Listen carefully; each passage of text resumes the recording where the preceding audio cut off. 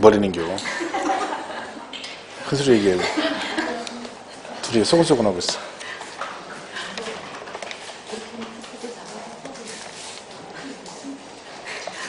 참, 하여튼 여자들은 할 얘기가 참 많아. 참 이해가 안 가. 뭐 이렇게 할 얘기가 많은지.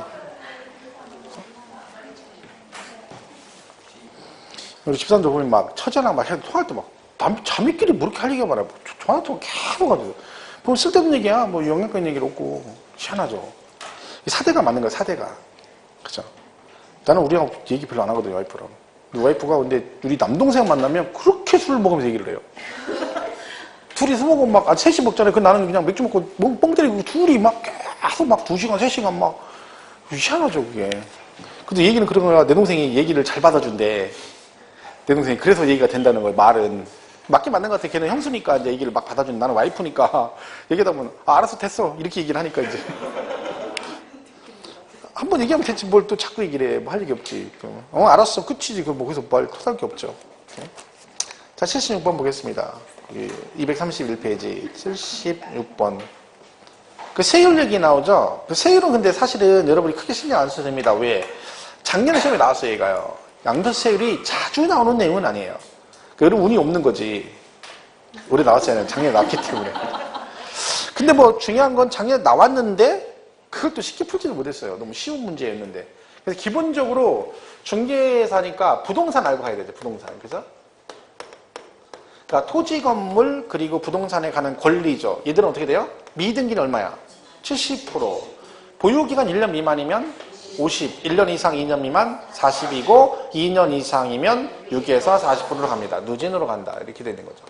그죠? 근데 만약 얘가 비사업용 토지에 해당되면 여기다가 16에서 50%로 갑니다. 16에서 50%. 그 비사업용 토지 하여튼 복잡하게 개정되면 또 복잡하게 돼 있어요. 그죠? 16에서 50. 뭐 그 정도 보시면 되고. 여기서 우리가 이제 아는 게 주택하고 입주권이죠. 주택 입주권은 다르다. 여기서 된다? 1년 미만이면 40%. 1년 이상이면 6에서 40 그렇습니다. 그래서 시험은 이제 어떻게 나왔어요? 10개월, 1년 6개월, 2년 1개월 이렇게 나온 거죠. 그러니까 내가 생각했던 공부했던 거 전혀 다른 형태의 문제니까 그죠? 그래서 뭐 또 헷갈린 분도 있고 있습니다. 76번 그냥 가볍게 보시면 틀린 거. 토지인데 보유기간 1년 미만 50 그죠? 2번 1년 6개월 보유한 1세대 1주택 1주택인데 1년 6개월이에요. 그럼 어떻게 해요? 1년 이상이니까 뭘로가 6에서 40%고 미등기는 70이고 4번 2년 보유하고 양도는 상가부동산. 부동산이죠. 부동산. 근데 2년이니까 어떻게 돼요? 2년 이상이니까 2년부터는 6에서 40. 5번 1년 미만 보유하고 양도는 골프회원권. 자 이게 이제 문제인데 과거에 오래 나왔었어요. 골프회원권은 얘가 어디 들어가요? 기타 자산에 들어가죠. 기타 자산. 기타 자산. 그죠? 특정 실험 이용권. 기타 자산 특징이 보유기간 등기 여부 상관없이 무조건 누진세로 갑니다. 기타 자산은 무조건 뭘로 가? 누진세로 가. 얘 오래전에 이 골프회원권이 기타 자산이 골프회원권이 나왔어. 이런 식으로. 골프회원권을 1년 미만 보유하고 양도하면 50. 그럼 안 되고 이건 무조건 뭐다? 보유 관계없이 무조건 뭐 6에서 40% 누진세율 적용합니다. 기타 자산 특징이 그렇다 그런 거죠. 뭐 그렇게 보시면 돼요. 이건 뭐 크게 무리할 필요가 없습니다. 세율 파트는 쭉 넘어가세요. 자, 그래서 쭉 가서 236페이지에 가면 84번에 예정신고에 관한 얘기가 나옵니다. 다음 거주자 양도세 예정신고에 대한 설명이다. 옳지 않은 것 그랬죠? 자, 일단 우리가 예정신고는 얘는 신고인데 예정신고가 있고 뭐가 있다? 확정신고 있다 그랬죠? 예정신고, 확정신고. 그래서 예정신고는 그도 있죠? 부동산 등 돼 있고 그 다음에 주식 등 이렇게 한다 했죠? 주식 등 그리고 토지거래 허가구역 뭐 이렇게 돼 있죠. 그렇죠? 얘는 뭐 부동산 주식 빼고 나머지죠? 도관 부기 얘는 언제까지예요? 예정신고 양도일이 속한 달의 말일부터 2개월 주식은 분기 말부터 2개월 토지거래 허가구역은 허가가 나기 전에 잔금을 지급하면 허가일이 속한 달의 말일부터 2개월 허가가 나고 나서 잔금을 지급하면 양도일, 잔금 날짜, 양도일이 속한 이렇게 하면 돼요. 무조건 허가일 그러면 안 된다겠죠? 여기서 하나 꼭 기억할 게 뭐 있다? 부담부 증여시 채무, 양도로 부른 채무 부담분에 대한 양도세 예정신고는 언젠다? 양도일이 속한 달의 말일부터 3개월. 걔만 3개월이에요. 다 3개월 바뀐 게 아니라 그거는 무조건 기억을 해야 돼요. 걔는 개정상이니까 여기서 예정신고 문제가 만약에 출제가 되면 뭐 나올 확률이 거의 99%입니다. 그죠? 개정상이니까 잘 기억하셔야 돼요. 부담부 증여 시 채무분, 양도로 보는 채무액은 양도일이 속한 달의 말부터 3개월이다. 84번에 옳지 않은 것 1번 법률 규정에 따라 토지거래 계약에 관한 허가 구역에 있는 토지를 허가를 받은 후 대금을 청산한 경우는 허가일이 속한 달의 말부터 2개월이 신고된다. 틀렸죠? 왜요? 허가를 받은 후에 잔금을 주잖아요. 그 허가일 그러면 안 되죠. 이름 뭐라고 돼? 양도일이 속한 달. 잔금 날짜가 양도일이니까 양도일이 속한 달의 말. 그러니까 이것만 조심하면 돼. 얘는 만약에 허가 구역 얘기 나오면 대충 읽고 허가 나오니까 그냥 무조건 허가일이 속한 달 이러면 안 된다는 거. 그것만 좀 조심하시면 돼요. 1번 틀린 거죠.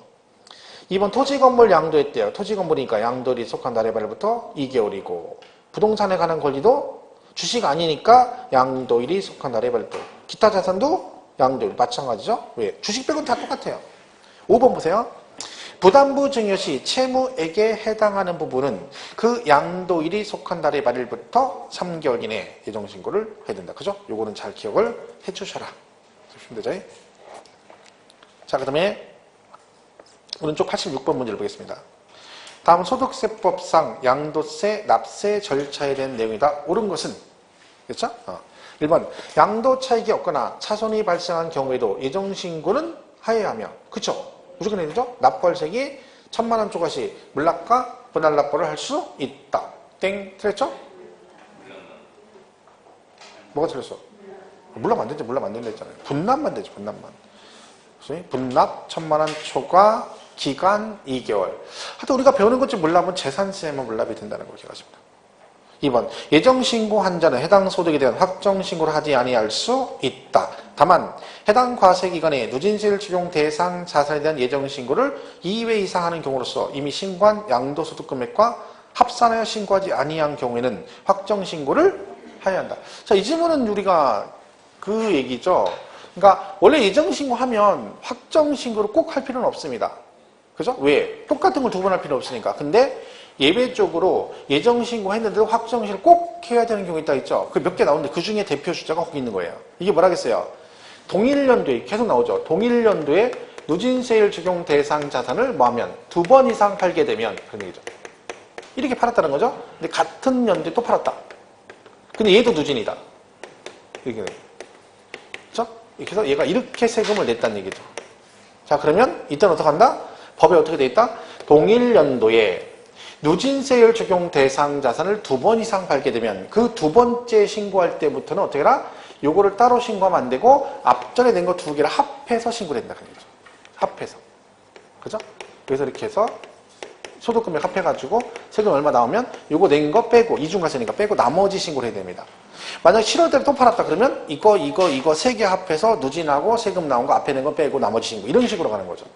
결론적으로 동일연도에 누진을 여러 번 팔게 되면 세금이 많이 나옵니다. 왜? 누진되니까 과표 커지니까 세율도 높아져서 세금이 많이 나오게 돼 있다는 얘기죠. 그래서 만약에 여러분 1월달에 팔고 12월에 또 팔아. 근데 걔도 누진이야. 세금 적게 내려면 어떻게 돼? 잔금을 다음 연도로 넘기는 게 잔금 날짜다. 그러면 연도가 바뀌어버리니까 둘이 합산을 안 하겠죠. 그러니까 이 얘기는 뭐냐면 내가 예정신고를 했어요. 근데 이때 5월달에 이렇게 신고를 한 거죠. 합산신고 안 하고. 그럼 예정신고 맞잖아요. 근데 얘는 뭐를 해야 돼? 반드시 다음 연도 5월달에 2개를 합해서 확정신고를 하여야 한다. 이렇게 되는 거죠. 그 얘기예요. 그래서 거기 동그라미 2번이 그런 얘기입니다. 3번 부동산 양도하고 실제 잔금을 2017년 7월 15일에 받은 경우 예정신고 납부기한은 2017년 9월 15일까지다. 얘는 딱 이렇게 읽었죠. 그러면 얘는 계산할 필요가 없어.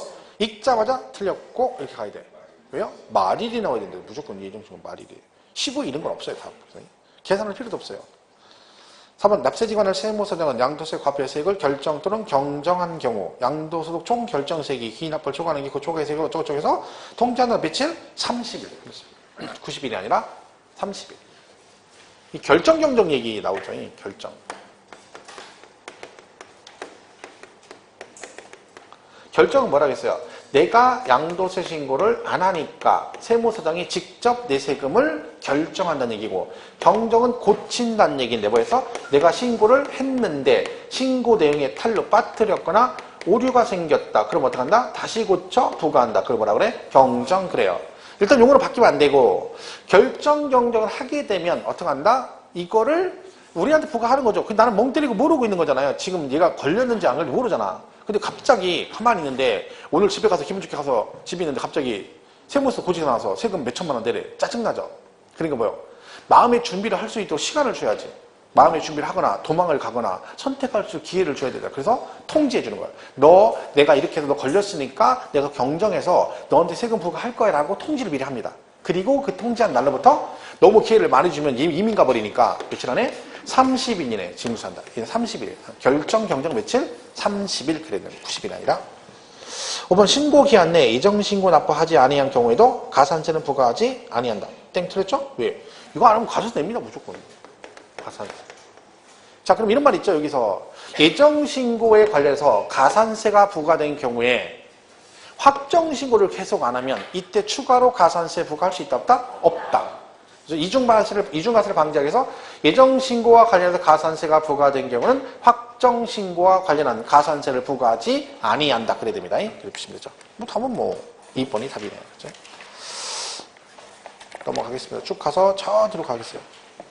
그럼 예정신고 이런 건 뭐 볼 게 없어요. 확정신고는 다음 년도 5월달이니까 그걸로 끝이죠. 문제 쫙 뒤로 가서 보겠습니다. 어디 보시냐면 242페이지 96번을 보겠습니다. 96번.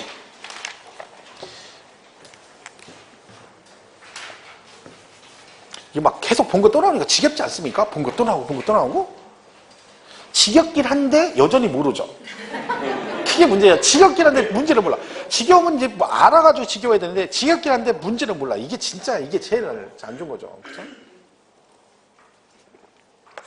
인내를 가지고 그죠? 정 힘들면 어떻게 하라. 정 힘들면 내가 그죠? 남편 생각하고 와이프 생각하면 된다겠죠? 힘들면 뭐라 하면 돼. 내가 이 인간하고도 살았는데 이 정도로 못 견디겠나 싶으면 이건 아무것도 아니죠. 그죠? 그렇잖아요. 생각해봐. 내가 지금 우리 와이프하고도 지금 이렇게 살고 있는데 이 정도는 아무것도 아닌 거지. 그죠? 우리 와이프는 뭐라 그랬어? 내가 저 인간하고 사는데 내가 뭘 못하겠네. 이런 자신감이. 자신 확 생기죠? 그죠? 하면 돼. 자, 그래서 96번. 내가 이제 그 얘기를 하지 말때 꼭 얘기하면 꼭 그 뒤에 저기 바로 그냥 영석 씨한테 그냥 바로 저기 뭐라 하더라고요. 내가 좀 남편이 잘한다 그러면 똑바로 해라고 뭐 이런 얘기 했어요. 잘했네. 그래서 바로 피드백이 바로바로 가죠. 그죠? 어쩌겠어. 할 수 없지 뭐. 그죠? 죽어 지내야지. 그죠? 그러니까 여자한테 잘해야 됩니다. 잘못 보이면 요새 살벌하죠. TV 보면 같으면 막 여자가 남자 내남 뭐 바람 피는 것 같다 해서 남자를 묶어놓고 침대에 묶어놓고 손목 잘라가지고 뉴스에 나왔어요. 실제로. 그리고 자기가 신고했어. 왜? 진짜 싫어해. 이건 뉴스에 나온 얘기예요. 침대에다가 묶어놓고 그런 게 있다니까? 그리고 막 불지르는 사람도 있어요. 여자가. 남자 저기 하니까 그러면 얘 사람이 남자가 침대에서 손목이 잘릴 때 몰랐다는 얘기는요 약을 먹였다는 얘기죠. 약을. 남자가 그러니까 남자들이 눈 뜨고 있으면 내가 이겨. 눈 감으면 누가 이길지 안 몰라요. 참 오랫동안 참는 사람이 이기는 거예요. 둘이 눈 뜨고 있다가 내가 먼저 잠들면 아침에 내가 눈 못 뜰 수도 있어요. 먼저 들면. 그러니까 조심해야 돼. 눈 떴을 때 이긴다고 막 하면 안 돼. 와이프가 막 그죠? 자는데 그죠? 근데 내가 말했잖아. 남자가 여자가 생각 안 하던 짓을 술 먹고 왔더니 갑자기 막 꿀물 타주고 그러면 돌아서서 꼭 그 은수저 넣어봐야 된다니까요. 안 하다 그러면 그게 어떻게 돼? 눈 못 뜬다니까. 그런데 그게 조심해야 돼. 옛날하고 틀려요. 옛날하고 요새는 조심해야 돼. 와이프하고 싸우면 꼭 풀고 자야 된다니까. 안 풀리면 안 풀었으면 불안하다 싶으면 좀 뭔가 찝찝하면 얼른 저쪽 방 가서 문 잠고 자야 된다니까. 문도 이렇게 열쇠 따는 거 말고 시건장치 해가지고 이렇게 잠가야 돼요. 못 열게. 안 그러면 아침에 어떻게 될지 모른다니까. 하여튼 조심해야 돼. 요새는. 그래서 잘해야 돼. 괜히 싸우고 그러지 마. 못 이긴다니까. 지금만 이긴다니까. 지금만. 눈 감으면 못 이겨. 아침에 눈 못 뜰 수 있으니까 조심하셔야 돼요. 술 이빨 먹고 약 먹였는데 거기다가 잘 때 수건에서 물 묻혀가 툭 덮어놓으면 어떡해. 코에다 얼굴 턱 덮으면 눈 못 뜨는 거야. 그래서 우리는 잘하려고 노력을 합니다. 말 잘 들어. 그러니까 거기 아빠 뭐라 한다 해서 가만히 있어. 그냥 괜히 또 뭐라 한다고 욱해가지고 그러면 큰일 나요. 그치?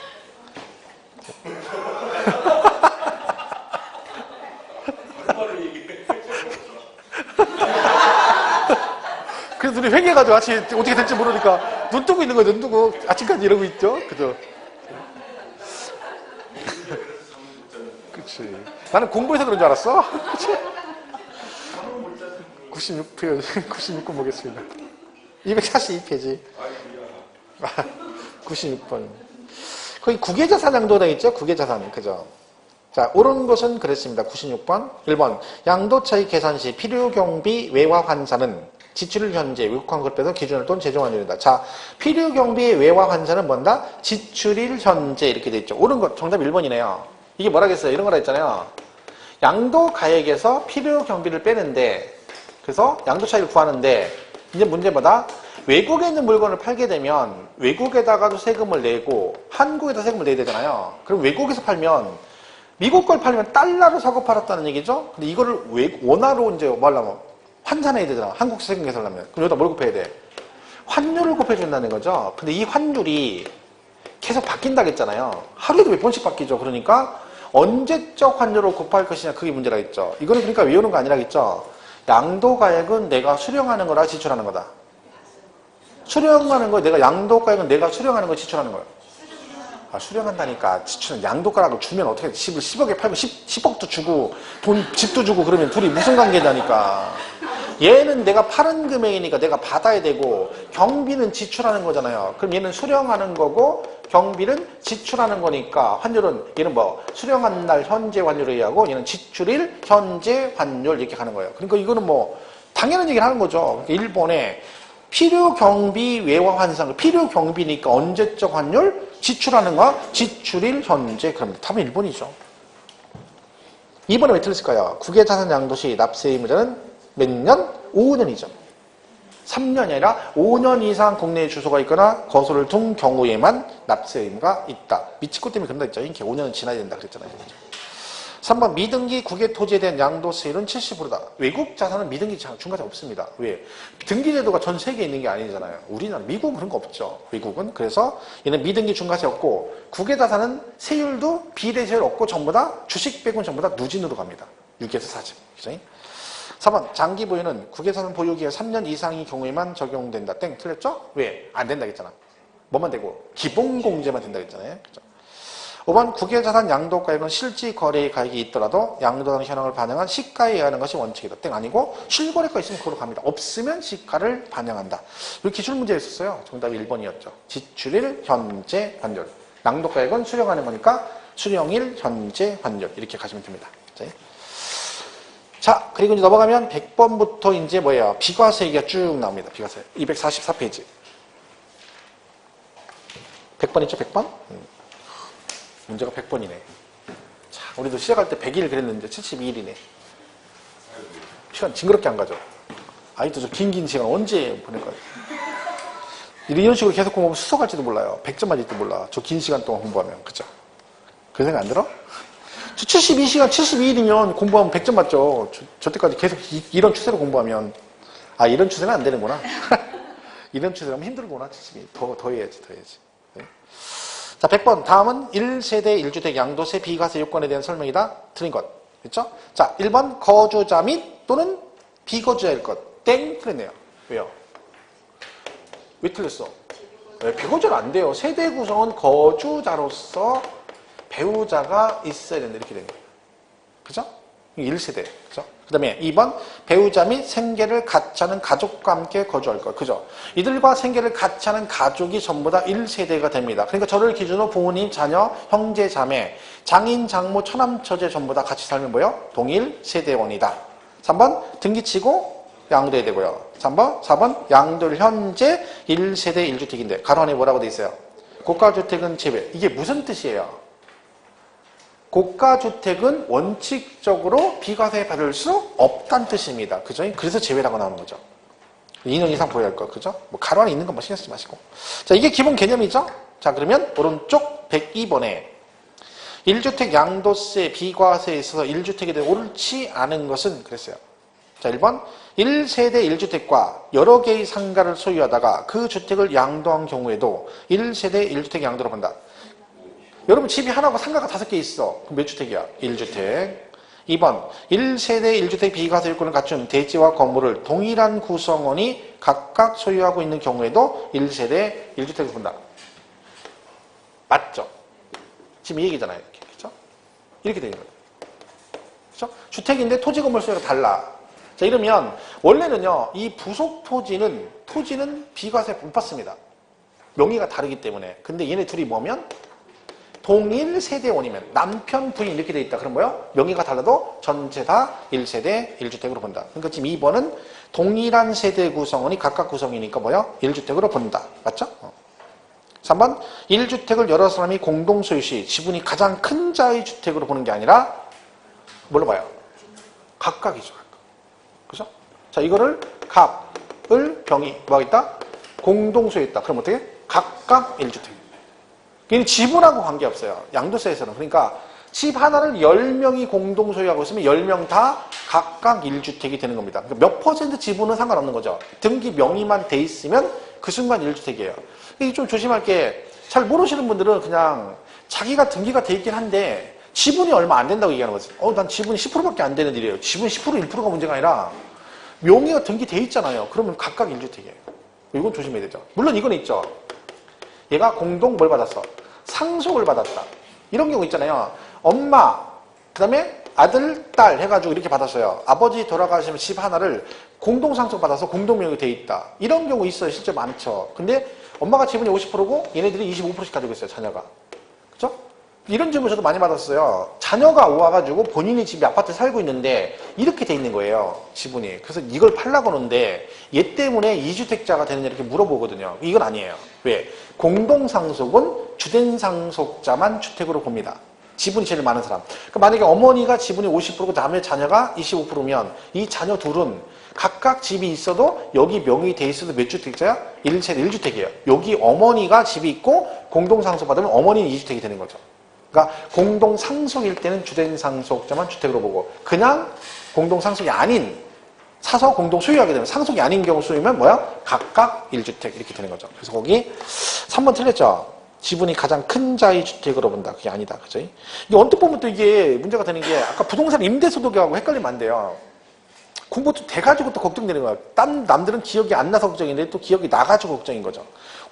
공동소유일 때 지분이 가장 큰 자의 주택으로 본다고 했는데 뭐 부동산 임대소득 비과세 따질 때 그때는 뭐요? 공동소유일 때는 지분이 가장 큰 자의 주택으로 나가 했었잖아요. 그건 임대소득 얘기고 양도세는 아니죠. 3번이 틀린 거죠.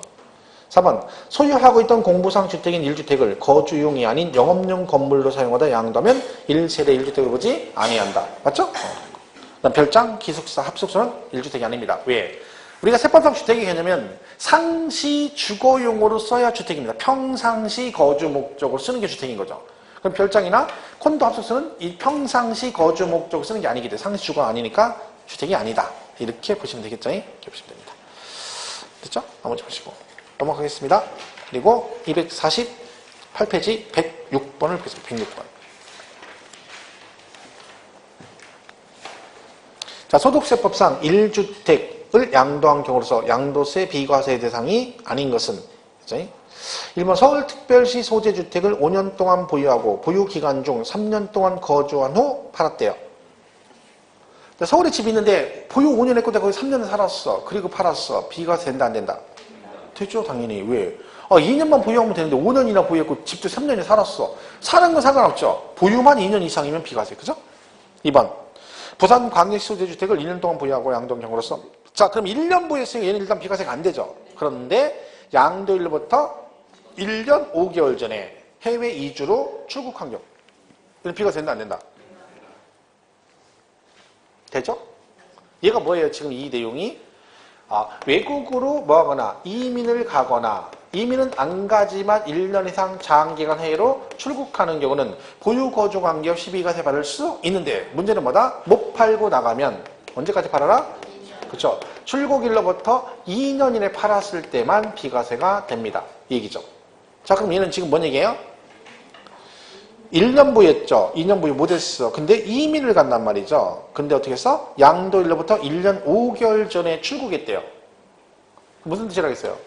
그냥 해석하면 돼요. 양도일로부터 1년 5개월 전에 출국했대잖아. 출국. 그럼 뭐예요? 출국 후 1년 5개월 있다 파는 거죠. 그럼 몇 년 안에 팔았어? 2년 안에 비과세. 그죠? 이게 시험에 이렇게 나왔었죠. 과거에 이런 식으로.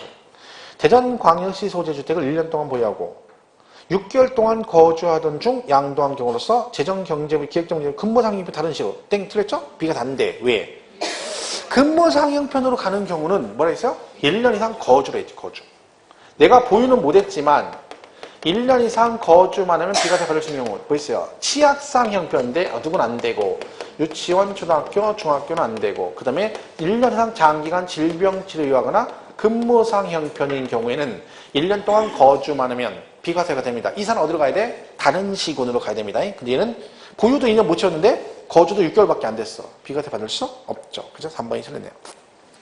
4번은 광주광역시 소재주택을 1년 동안 보유하고 양도한 경우로서 양도로부터 6개월 전에 2년 동안 해외 거주를 필요한 근무상 형편으로 세대 전원이 출국했대.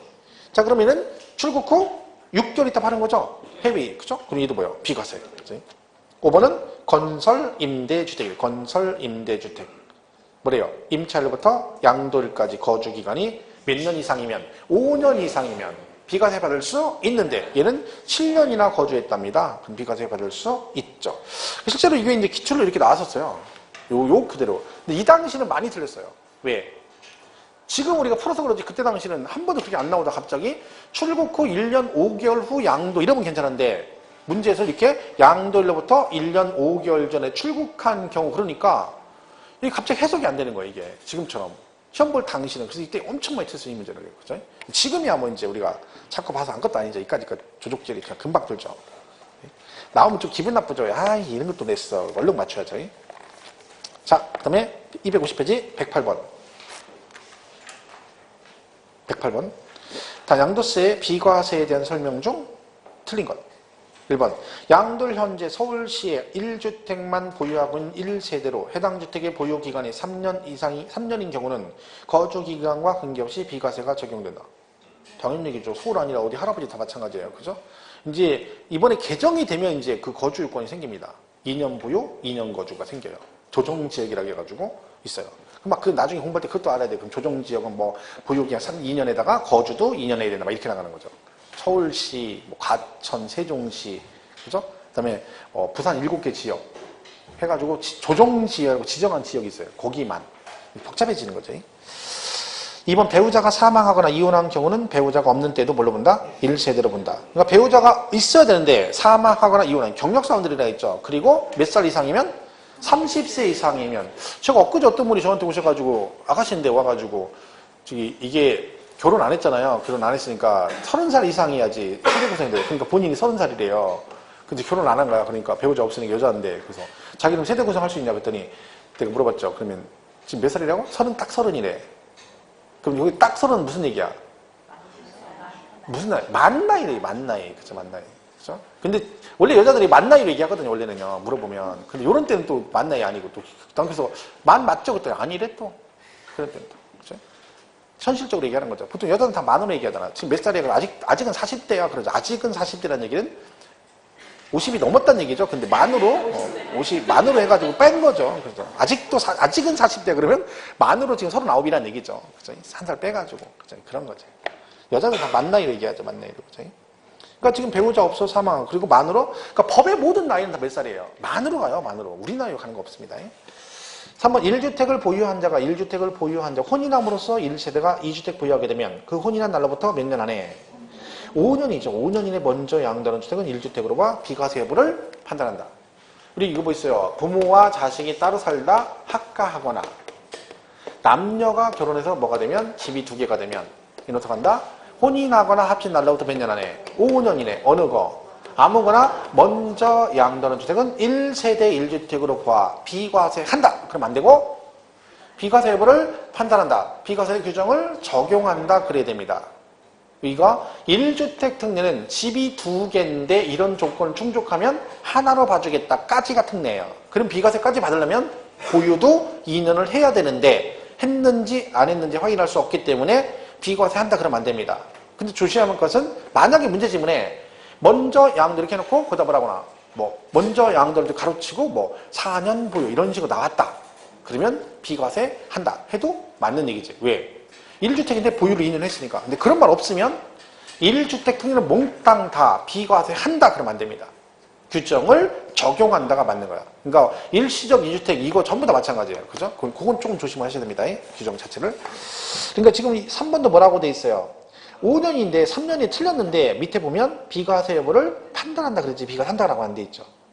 3번 틀렸고 4번은 수도권 소지한 법인이 또는 공공기관이 수도권 밖의 지역으로 이전하는 경우로서 1주택 수연 1세대가 그 주택을 양도하기 전에 수도권 밖에 다른 주택을 취득함으로써 일시적 2주택이 된 경우 다른 주택 취득한 날부터 5년 이내 종전주택을 양도하면 일벌로 본다. 1세대 1주택으로 본다. 자, 이건 지금 뭐냐면 일시적 2주택이거든요. 원래요. 원래 이렇게 돼 있죠. 내가 집이 하나 있는데 뭐일까? 새로 집을 샀다는 얘기죠. 그죠? 조건이 뭐예요? 요거 1년 이상 지난 후 얘를 사고 그죠? 그리고 몇 년 안에?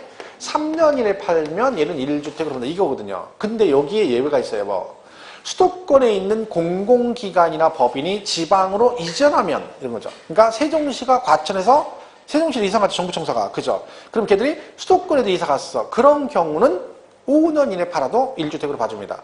자, 그때는 이것도 없어요. 이 조건도 없어. 왜? 만약에 내가 과천에 있다가 집을 사고 6개월 됐는데 갑자기 청사가 이전한 거예요. 내 의지와 관계없이. 그래서 나는 세종시가 자리 잡으려고 이사 가려고 집을 샀더니 뭐라는겨? 야, 너는 집 산 지 1년이 안 되고 샀으니까 너는 해당 사항 없어. 이건 아니라는 거지. 그냥 가면 돼요. 그리고 몇 년? 5년 이내 팔아도. 왜 그래? 안 가니까 그래요. 지방을 안 가려고 하니까 너한테 기간을 좀 더 길게 줄 테니까 가서 집 사고 천천히 팔아도 내가 1주택으로 봐주겠다는 뜻입니다. 그래서 수도권 공공기관 법인 등이 지방으로 이전할 때는 뭐다? 얘는 기존 집을 사고 1년 이상 경과 이 조건 성립 안 돼. 그냥 아무 때나 가서 사고 몇 년 안에 팔면 5년 이내 팔아도 1주택으로 봐주겠다. 그죠? 그래서 이제 세종시 같은 경우는 지금 뭐 집값 엄청 올랐습니다. 전국에서 뭐 최고 많이 올랐죠. 지금 뭐 어마어마합니다. 집이 없죠. 초창기 때 사셔야 되는데, 그죠? 처음에는 안 와가지고 건설회사가 그 아파트 건설을 반납했어요. 나 우리 안 짓겠다. 왜? 분양이 안 되니까, 미분양이니까 집은 뭐 할 거예요. 그래서 안 졌는데 지금은 뭐 아파트 없습니다. 없어. 너무 많아요. 다 저기 해가지고. 집값도 엄청 많이 올랐죠. 거기가 살기는 좋아요. 세종시가. 거기가 이제 행정수도이기 때문에 주변에 그 경관도 좋고 그리고 뭐 혐오실 같은 게 못 들어오죠. 거기는. 그래서 살기는 좋아. 그죠? 대전도 가깝고 그렇죠. 근데 지금 못 가. 지금. 여러분 원주에 사세요. 원주가 더 좋아. 공기 맑고. 그죠? 시골 살다가 도시 가면 못 살아. 답답해가지고, 그죠? 차도 많아. 그죠? 복잡해, 그죠? 거긴 진짜 복잡해요, 사실. 도로가 아직 완전히 안 돼가지고, 심란합니다. 나는 가서 안 살 것 같아, 심란해서. 그죠? 자, 여기가 좋다니까 시골이 좋아요. 경치 맑고, 공기 맑고. 네, 원주 살기 좋은 것 같아요. 저는 근데 강원도 싫어요. 막 비 오고, 눈 많이 오고, 난 군대 한 걸로 좋게, 군대 3년 한 걸로 좋게 아주 그냥 그 이론은 그죠? 4번. 5번은 거주 혹은 보유 중에 소실득은에 멸실되어 재건축한 주택은 그 멸실된 주택과 재건축한 주택에 대한 기간을 통산하여 거주 또는 보유 기간을 계산한다. 이게 무슨 얘기냐면 그 재건축이라 그러지 재건축 그죠? 그럼 여러분 재건축의 뜻이 우리가 알고 있는 일반적인 재건축은 정비법상 재건축인데 사실 세법은 정비법상 재건축 그런 게 아니라 그냥 부시고 새로 짓는 재건축이에요. 내가 때려 부시고 새로 줬어. 그럼 재건축한 거죠. 원인이 소실, 도계, 노후 등 불이 나간 노후화돼서 재건축하고 그다음에 정비법상 재건축 두 개가 있어요. 이렇게 되면 여기서 이제 건물이 이렇게 있는데 집이 있는데 얘가 1년 보유하고 부시고 다시 재건축을 했어요. 그래서 1년 보유했어. 이걸 팔았다. 그럼 보유 기간이 몇 년이다? 2년입니다. 왜? 이걸 팔고 이걸 산 게 아니라 이걸 부시고 여기다 여기다 다시 진 거잖아. 그러니까 멸실된 주택과 재건축한 주택의 기간을 통산한다. 그 얘기거든요. 근데 얘가 만약에 공사기간 있을 거 아니에요. 그죠? 공사기간 1년이야. 이렇게 되면 얘는 보유기간이 2년이고 얘는 3년이에요. 그러니까 도시 및 주거환경 정비법상 재건축이란 말 나오면 무엇도 보유기간 들어간다? 보유기간, 공사기간도 포함이 되는데 소실, 도계, 노후 등은 공사기간은 들어가지 않습니다. 그러니까 5번 질문은 지금 뭐라고 돼 있어요? 소실 등으로 인하여 멸실 재건축을 했죠. 그러니까 뭐요? 멸실된 주택과 재건축한 주택의 기간을 통산한다. 그죠? 이게 맞는 얘기죠. 이렇게 보시면 되겠어요. 자, 그 다음에 오른쪽 110번 문제를 보겠습니다. 다음 1주택 비과세 설명이다. 틀린 것. 그랬죠? 1번 상속받은 주택과 일반 주택을 국내에 각각 한 개씩 수여한 1세대가 일반 주택을 먼저 양도하는 경우는 양도 시기와 관계없이 1세대 1주택으로 본다. 맞죠? 자, 우리가 1주택 상속은 뭐가 제일 중요하냐면 기존에 집이 있는데 상속을 받아야 돼요. 그 상태에서 얘를 팔면 되는 거예요. 이것만 맞으면 돼요. 기간 상관 없고 무조건 팔면 돼. 팔든 1년 있다 10년 있다 평생 언제든 팔면 얘를 먼저 팔면 1주택으로 비과세 규정을 적용한다. 1번 그 얘기고. 2번 법령이 정하는 근무상 형편을 취득한 수도권 밖에 소재는 등기된 주택과 그 밖에 등기된 일반 주택을 국내에 각각 한 개씩 소유한 1세대가 일반 주택 양도면 법정 요건 충족하면 비과세 된다. 그렇죠? 이게 무슨 얘기냐면 이건 얘기죠. 수도권에 집 있는 사람이 수도권 밖에 있는 집을 실소유 목적으로 했다 그런 얘기죠. 이 케이스죠. 그럼 뭘 팔아라? 이거 팔아요. 이게 일반 주택이 기존에 있던 집을. 근데 얘는 3년 이내 팔아요. 근데 여기는 뭐가 없어? 1년 이상 지나고 이게 해당한대요. 왜? 실수요 목적으로 사는 거니까 그냥 가서 사면 되고 이 부득이한 사유 해소되는 날부터 3년 이내 수도권. 그러니까 이 규정은 수도권에 집이 있는 사람만 해당이 되는 거죠. 그치? 근데 거기 지금 보시면 1주택 특례인데 비과세 된다 그래서 어떤 분이 선생님 이건 비과세 된다고 틀린다고 했잖아요. 걔가 뭐라고 돼 있어? 법정 요건을 충족하면 이랬잖아요. 충족하면 비과세가 되는 거지. 2년 무효했어. 그건 되는 거죠. 맞는 거고. 3번 국내 1주택 소유한 1세대가 그 주택을 양도하기 전에 다른 주택을 취득함으로써 일시적 2주택이 되면 종전주택 취득한 날로부터 1년 이상 지난 후 다른 주택을 취득하고 그 다른 주택을 몇 년 안에 3년 이내 이 뭐요? 문제 지문이 1년 이상 지난 다른 주택을 취득하고 그 다음에 그 다른 주택을 빼고 그냥 다른 주택을 취득하고 3년 이내에 종전주택을 양도한 경우 1주택으로 본다. 이래 맞는 거죠. 지문 좀 애매하네요. 그죠? 하여튼 이게 이 문제를 만들다 보면 막 치다 보면 이게 타자 치다 보면 막 들어가고 또 들어가고 이래요. 막 그죠? 결국은 이 얘기하는 거죠. 1년 지나고 사고 3년 안에 종전주택을 3년 이내에 팔아라. 그죠? 그럼 뭘로 본다? 1주택으로 본다. 그 얘기. 4번 3의 경우 종전주택 및 그 부속토지 일부가 협의 매수되거나 수용되는 경우 당해 잔존주택 및 그 부속 양도할 때 수용부터 5년 이내 양도하는 종전 또는 양도를 뭐한다? 포함하는 겁니다. 그러니까 짜투리도 몇 년 안에 팔면 5년 이내 팔면 그런 얘기고요. 답이 5번이 틀리네요. 임대주택인데, 그죠? 장기 임대주택과 그 밖에 거주주택을 수용한 있는 임대사업자로 등록일로부터 거주자가 2년 이상 보유한 해당 거주주택을 양도하는 경우 국내 한 개의 주택을 소유한 보아 비과세 규정을 적용한다. 틀렸어요. 왜? 이거는 여러분 잘 보시면 그냥 읽어본 이런 얘기예요. 임대주택이 있고, 그죠? 내가 뭐 하는 주택이 있어? 거주하는 주택이 있다는 거예요. 거주하는 집이 있어. 살고 있는 집이. 그럼 얘를 팔면 그러면 집이 여러 채인데도 뭘로 본다? 1주택으로 봐주겠다. 그럼 전제 조건이 무슨 주택을 팔아라? 거주하는 주택을 팔아라겠죠. 그래서 얘는 뭐를 해야 돼? 의무적으로 일정 기간 이상 거주를 해야 됩니다. 그래서 거주 요건이 나와. 뭐? 2년 이상 거주를 해야 돼. 그러니까 세대전원이 여기서 2년 거주를 안 했으면 이걸 팔아도 1주택으로 보지 않습니다. 근데 얘는 지금 5번에 뭐라고 돼 있어요? 2년 이상 보유한 경우 비과세 규정을 적용한다. 그러면 안 되고 2년 이상 거주를 해야 돼. 거주. 보유는 여러분 그러면 2년 거주했다는 얘기는 당연히 보유는 2년 넘었겠죠. 왜? 남의 자기가 파는 거 아니야. 그러니까 당연히 보유는 했는데 거기서 뭐 줘야 돼? 거주를 2년 했어야 된다는 거죠. 보유가 아니라. 그죠? 다 5번이 뭐 틀렸다. 자, 다 똑같은 얘기니까 넘어가겠습니다. 씩 넘어가세요. 뒤로. 입주권 이런 거 보지 마세요. 저 들어가서 256페이지 116번을 보세요. 116번.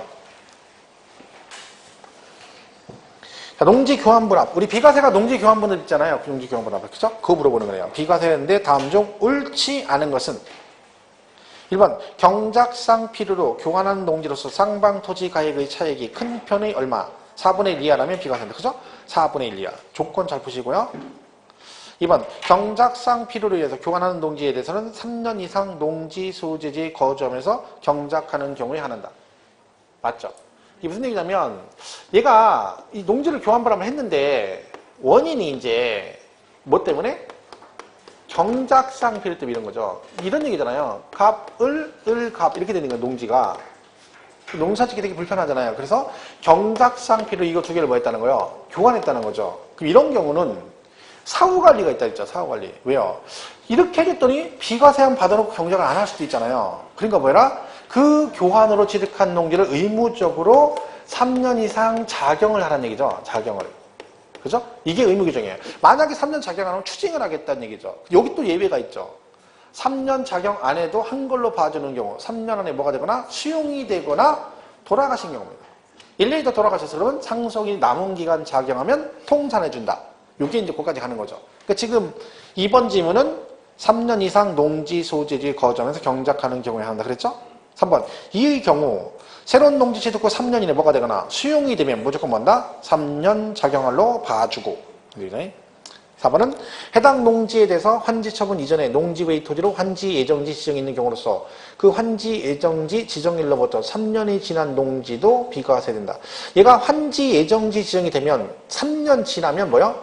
비과세가 안 됩니다. 이런 것까지는 볼 거 없어요. 문제 있긴 하지만 정답은 4번인데 3년 지나면 뭔다? 비과세 안 된다. 환지 예정지 지정일로부터. 공법 얘기 또 나오네. 환지 예정지도 나오네. 이제 하다 안 돼. 5번 이의 경우 농지 소재지라면 농지로부터 직선거리 30km 이내에 있는 지역도 포함된다. 뭐 이렇게까지는 안 나오겠지만 작용의 조건이 세 가지가 있습니다. 일단 가장 기본은 그 농지 소재지에 거주하면서 경작을 해야 돼요.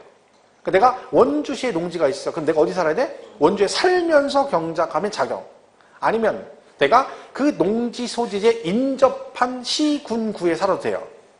농지가 원주에 있어. 난 여기 안 살아. 근데 어디 살아? 원주시하고 붙어있는 시군구. 어디가 붙었어요? 횡성? 그죠? 자, 내가 횡성에 살면서 원주에 농사를 쳐. 그러면 작용이 돼요. 그것도. 인접한 시군구. 근데 인접이 안 돼 있어. 그러면 직선거리. 내가 살고 있는 장소로부터 농지 소재지까지 직선거리로 30km 이내면 뭘로 받아? 작용으로 인정을 해줍니다. 여기 같은 거 넓으니까 뭐 여기 인접 안 됐으면 30km 넘겠죠. 근데 광역시 같은 데는 서구로 돼 있잖아요. 대전은 서구, 돈산, 뭐 서구, 중구, 유성구 이렇게 돼 있잖아요. 그러면 같이 인접이 안 돼서도 직선거리 30km 이내인 경우도 있습니다. 직선거리요. 직선으로 따지니까, 그죠? 차 도로 가는 게 아니라 그런 경우도 작용으로 인정된다. 그런 얘기입니다. 자, 옆에 보시면 되고 나머지는 뭐 그래요. 뭐 계산 문제 풀지 마셔야겠죠. 그 겸용주택은 작년에 시험에 재작년에 나왔기 때문에 나올 일 없을 테고 쭉 가서. 그 120번은 시험에 나왔던 거예요, 기출로. 그죠? 120번. 그죠? 기출문제죠, 기출문제. 근데 이거는 뭐, 이게 뭐냐면, 이거 물어본 거잖아요. 농지 교환 물어볼 때 4분의 1 이하 있죠? 이거 물어본 거예요. 이게 단독으로 시험에 났어요. 19회 때인 거, 이게. 그죠? 딱 보면 의지 안 생기죠? 왜? 봤더니 뭐, 이거 옷대 맞네요. A 노지라고 돼 있네. 합소의 A 노지가 아니라, A 농지겠죠, 이 노지. 뭐예요? 노지요? 노지가 맛있죠? 비닐하우스보다 하우스보다 노지가 훨씬 맛있죠. 그 몰라? 노지란 말? 시골 사람들은 다 아는데 도시라 모르시는구나. 원주시에 살아가지고. 근데 거기 보면 뭐 합소 A농지 가액 10억 을소유 B농지 Y1 어쩌고 나오죠? 어쩌고 가로치고 막 나오잖아요. 근데 이거 딱 보면 통밥 딱 풀리면 그 교환할 때 그 4분의 1 그거 물어보는 거잖아요. 근데 이걸 보면 그냥 의지는 안 생깁니다. 근데 일단 가만히 생각해보면 큰 토지 가격의 4분의 1 이하다 이것만 기억하시면 일단 금액은 하나밖에 없잖아요. 얼마? 10억 하나밖에 없잖아. 그럼 무조건 그거의 4분의 1 이하겠죠. 숫자는 2억 5천이에요. 그럼 무조건 2억 5천이 나와야 일단 정답이 될 수 있어. 그럼 정답이 1번 하면 2번이에요. 그죠? 2억 5천인지 오른쪽에 오느냐 왼쪽에 오느냐 그 얘기죠. 어느 쪽에 와야 돼? 2억 5천 이하니까 2억 5천 제일 큰 금액인 거죠. 그러니까 오른쪽에 와야지 2억 5천이. 그 답이 1번이죠. 그러면 되는데 근데 뭐 가로치고 부도고 나오고 막 10억 원 Y1 나오고 난리가 난 거예요. 그러니까 막 학교 다닐 때 다시는 학교 다닐 때부터는 그 이후로는 부동은 안 나오고 XY 안 할 줄 알았더니 갑자기 나와버리는 거죠. 짜증이 이빨이 나는 거죠. 근데 이거는 상대적인 거예요. 그죠? 학교론 같은데 봐봐. 학교론 막 분수에다 뭐 해가지고 막 골치 아프잖아. 거기는 계산 문제.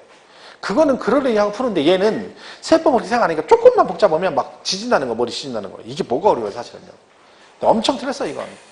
얘는 찍으면 맞는다면, 찍으면 무조건 틀렸겠죠. 1번 안 찍었겠지, 또. 그죠? 3번 찍고 깔끔하게 틀린 거죠. 이게 참 문제. 이런 것도 나왔어요. 깜짝 놀랐어요, 계산 문제 보고. 야, 진짜. 이런 게 진짜 보기는 되게 쉬운데, 문제는 진짜 어려운 거죠. 풀나면 막상 체감하는 거는. 그죠? 자, 넘어가고 124번 보겠습니다. 124번. 소득세법상 거주자가 2017년에 국내 소재 부동산을 양도한 경우 양도세에 관한 설명으로 틀린 것. 그렇죠? 1번 1세대 2주택을 3년 이상 보유한 자가 등기된 주택을 양도한 경우 장기보유 특별공제 적용을 받을 수 있다. 됐죠? 주택은 다 된다 했죠. 2주, 3주 다 된다 했죠. 장기되고. 2번 1세대 1주택에 대한 비과세 규정을 적용함에 있어 하나의 건물이 주택과 주택 외의분으로 복합되어 있는 즉 겸용주택의 경우는 주택의 연면적이 주택 외의 연면적보다 클 때는 그 전부를 주택으로 본다. 맞죠? 뭐가 더 크면? 주택 부분이 더 크면. 사실 여러분 이거 문제 낼 때 틀리게 하면 간단해요. 거꾸로 내면 돼요. 주택 외의 부분이 주택 부분보다 크면은 전부를 주택으로 본다. 그럼 틀렸잖아요. 근데 문제 내보면 대충 읽고 그래 크면 전부주택 맞았어 이렇게 하는 일이 되게 높습니다. 어디가 더 커야 돼? 주거 부분이 커야 돼. 주거 부분이 클 때는 전체 주택입니다. 그죠? 3번 증여자인 매형의 채무를 수중자가 인수하는 부담보증의 경우는 그랬죠. 이거 뭐예요? 천안매부지간의 부담보증이 있네요. 그럼 천안매부지간은 배우자 직계 존비속은 아니죠. 그럼 무조건 뭐예요? 채무부담부는 뭘로 본다? 양도로 본다 그래야 되죠. 그 채무에게 상당하는 부분은 그 자산이 유상으로 사실상 이전되는 걸 본다. 왜? 부담부증에는 배우자 직계 존비속일 때만 전체를 증여로 봅니다. 근데 그 나머지는 그냥 뭐야? 원래대로 보는 거죠. 그래서 채무부담부는 뭘로 봐? 양도로 본다. 그러니까 천안매부지간은 배우자 직계 존비속 해당이 안 되기 때문에 양도로 본다 맞고. 4번 2017년도에 양도한 토지에서 발생한 양도차익소는 5년 이내에 양도한 토지 양도소득 금액이 2월하여 공제받을 말도 안 되는 얘기잖아요. 그죠? 내가 지금 차손 난 걸 5년 안에 아무 때나 팔아서 차익 나면 5년 전에 판 거하고 둘이 플러스 마이너스 해주겠다. 그런 건 없습니다. 뭐? 동일 연도에만 되는 거예요. 동일 연도. 2월은 안 됩니다. 4번이 틀린 거죠. 5번 1세대 1주택 고가주택을 양도한 경우 양도가액 중 9억을 초과하는 부분의 양도차익에 대해서는 양도세가 과세된다. 그죠? 고가주택은 비과세가 되지만 9억까지만 비과세가 되고 초과되는 건 세금을 낸다고 했잖아요. 그죠? 그 얘기를 하는 거죠. 답은 4번이 틀렸다. 보시면 되겠습니다. 문제 많이 풀었죠? 하나만 더 풀겠습니다. 그 뒤쪽에 있는 계산 문제는 풀지 말아야겠죠? 그럼 풀지 마세요. 그럼 뭐 괜히 무리할 필요 없어요. 그죠? 계산 문제는 찍으라겠죠? 제가 오늘 아까 쉬는 시간에 가서 제가 인터넷에 누가 질문 올렸어요. 그러다가 답변 달라고 그러니까 얼른 봤더니 뭐라고 쓴 줄 아세요? 선생님이 그 계산 문제는 찍으라고 한번 찍으면 수정 안 되니까 계속 찍으라고 여러 번 얘기하셨는데 혹시나 해서 쓴다 그러면요. 수정 테이프로 수정할 수 있으면 이렇게 써놨어요. 그 제가 이제 계속 찍고 문제는 찍어야 되는데 한번 찍으면 못 고친다 이게 그지만 이렇게 그러겠더니 그걸 답글을 다루신 거야. 그냥 선생님 심심해서 그렇게 해놓고서는 이거 수정 테이프 수정 가능합니다 교수님 이렇게 써놨어요. 참 미치겠다. 그죠? 답글 달아줘야죠. 네 알겠습니다. 이렇게 달아줬나요? 263페이지 128번 보겠습니다. 별사람 다 있어요. 이렇게 보시면 그죠? 그러니까 강의 됐다가 이제 심심하니까 이제 그런 거 막 올리는 거 이렇게 글로 올려가지고 읽어보라고 하는 거죠. 그죠? 그래서 저한테 사모님하고 잘 지내세요. 막 이런 사람도 있고 막 그래요. 싸우지 마세요. 막 이렇게. 263페이지 128번 보겠습니다. 다음 양도세에 관한 설명으로 틀린 것은 그랬죠? 1번 도시개발법 규정에 따라 환지 처분으로 지목이 변경되는 경우는 양도세 과세 대상이 아니다. 맞죠? 환지 처분 양도 아니다. 그러니까 이런 문제가 사실 좀 어려워요. 왜? 종합 문제로 막 이것저것 막 섞어놓으니까 막 취득식이 나오고 막 별거 다 나오는 거죠. 1번 환지 처분 보리 중당 양도 아니라겠죠? 2번 채무자가 채무의 변제를 담보하기 위해서 자산을 양도하는 계약을 체결한 후 이게 뭐겠어요? 양도 담보겠죠. 그리고 채무 불이행으로 변제 충당하면 양도세 과세 대상이다. 맞죠? 3번 지상권 양도는 양도세 과세 대상이다. 맞죠? 지상권 전세권 맞고. 4번 국내 거주자의 양도세 과세 표준은 종합소득 및 퇴직소득의 과세 표준과 구분하여 계산한다. 맞죠? 이건 지문에 이건 나올 수 있어요. 실제로. 그러니까 우리가 소득세가 8개 소득이 있는데 뭐라겠어요? 6개 소득은 뭐하고? 합산해서 종합소득세가 나오고 나머지 2개 뭐 있다 했어요? 퇴직소득과 양도소득은 뭐 한다? 합산하지 않고 따로 분류과세한다. 이렇게 되죠. 그 말은 얘하고 합산 안 한다는 얘기죠. 어쩌다가 발생한 소득이니까. 해서 얘처럼 양도소득은 종합소득, 퇴직소득과 합산하여 과세한다라고 나올 때가 있어요. 그럼 땡 틀리다. 뭔다? 구분해서 별도로 분류과세죠. 4번 맞고. 5번 국내 거주자가 토지와 주식을 양도하는 경우 각각 발생한 결손금은 양도소득금액 계산시를 통산한다. 안 된다겠죠? 왜? 토지 주식은 안 돼. 토지 주식. 그 얘기죠. 이렇게 보시면 돼요. 여기까지 하겠습니다. 호수번도 풀고 있으니까 막 그렇게 정리하시면 돼요. 뒤에 계산 문제는 풀지 마세요. 그거는 뭐 풀 필요 없어요. 일단 책은 끝났고 9월 달에 이제 하는 거는, 아까 제가 말씀드렸죠? 특강 한 번 있고, 그죠? 나머지 이제 저기 가는데, 이론 특강을 할 예정입니다. 백선 안 하고.